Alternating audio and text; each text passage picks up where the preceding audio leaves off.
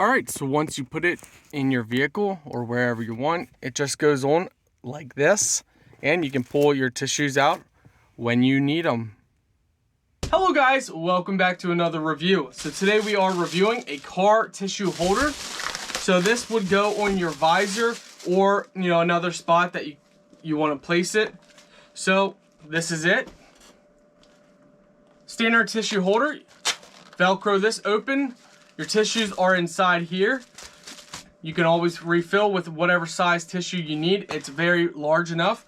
So you would place your tissues down inside. Zipper this. Let's see. Okay, you would put this over your visor and then put the lid down. Pull this out. There you go. And then you can pull your tissues, your napkins, whatever, right from there. So if you're in the vehicle, you make a mess, or even different cleaning cloths that you have in here, you could also do that as well. Nice. It's like kind of like a leather, either fake leather or real leather.